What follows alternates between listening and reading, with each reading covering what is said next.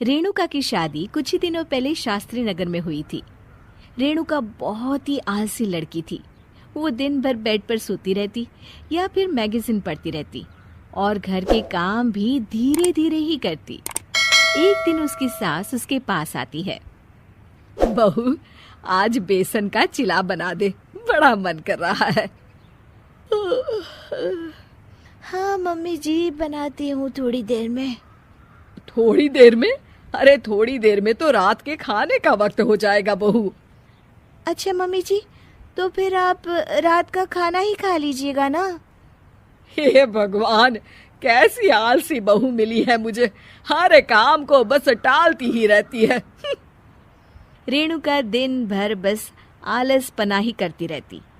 एक बार रात के खाने पर सब बैठे हैं तो रेणुका का पति कहता है, अरे ये क्या, आज फिर से करेला?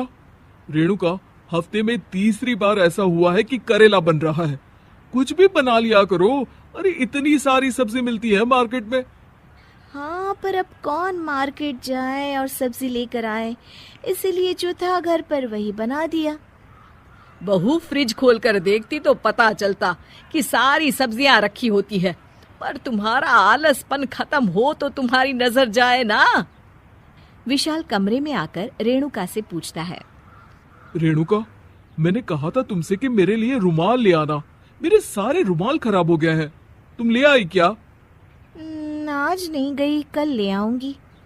ओफो, पिछले 4 दिनों से मैं यही सुन रहा हूँ। बिना रुमाल के ऑफिस जाना पड़ रहा है। तुम तो बहुत ही आलसी होती जा रही हो रेणुका। आपको रुमाल की जरूरत है ना, तो खुद ही खरीद लीजिए ना। हाँ, अब वही करूंगा। तुम्हारे भरोसे बैठा रहा तो कुछ नहीं होगा। एक दिन दरवाजे पर बेल बज रही होती है और रेणुका सोफे पर बैठी होती है, पर आलस में दरवाजा खोलती ही नहीं। अरे बहू, कितनी देर से बेल बज रही है? क्या कानों में रुई डालकर बैठी हो जो सुनाई नहीं दे रही बेल? मम्मी जी, अब आप आ ही गई हैं तो आप ही खोल दीजिए ना दरवाजा। क्यों मुझे ताना मारकर और देर कर रही हैं? अरे वाह, उल्टा चोर को तवाल को डांटे। सास दरवाजा खोलती है तो उसकी पड़ोसन दरवाजे पर खड़ी होती है। दरवाजा खोलने में इतनी देर क्यों हो गई? सब सो गए थे क्या? और ये भी कोई वक्त है क्या सोने का?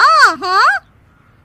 अरे नहीं नहीं, ऐसी कोई बात नहीं है। आइए आइए, आप लोग अंदर आइए। ओफो, इन सबको भी अभी आना था। अब मम्मी जी लगा देंगी मेरी ड्यूटी किचन में। बहू, पकोड़े तल दे। बहू, चाय बना दे। अरे बहू, सो गई क्या? कब से आवाज दे रही हूँ। जा, चाय बना कर लिया। हाँ मम्मी जी, अभी जाती हूँ थोड़ी देर में। सास रेणुका को आंख दिखाती है।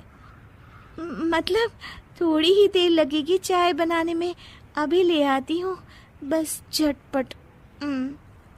रेणुका रसोई में जाती है और इसी आलसीपन में वो चीनी की जगह नमक डाल देती है। जैसे ही सब चाय का घूंट भरते हैं, चाय थूक देते हैं। थू थू थू थू, ये कैसी चाय बनाई है तूने रेणुका? इसमें तो सारा नमक भरा है। हाँ, और ये पकोड़े, इसमें इतनी मिर्च है कि मेरी तो हालत ही खराब हो गई खाकर। और रेणु जी, आपकी खातिरदारी में पहले तो कभी कोई कमी नहीं रहती थी, पर जब से आपकी ये बहू आई है ना, मामला कुछ गड़बड़ा सा गया है। हाँ हाँ, जहाँ आप इतनी एक्टिव हैं, वहीं आपकी बहू एकदम आलसी, एकदम राम मिलाई जोड़ी लगती है।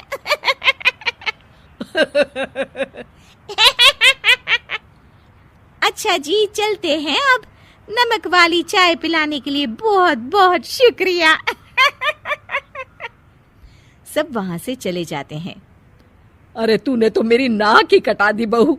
वे लोग क्या सोच रहे होंगे मेरे बारे में? मम्मी जी, मैंने तो शक्कर ही डाली थी, पता नहीं नमक कैसे बन गई शक्कर। शक्कर नमक नहीं बना बहू रानी, तुम्हारा ये जो आलसपना है ना, ये उसी का नतीजा है। सॉरी मम्मी जी, अब मैं ये आलसपन छोड़कर सारे काम अच्छे से मन लगाकर करूंगी।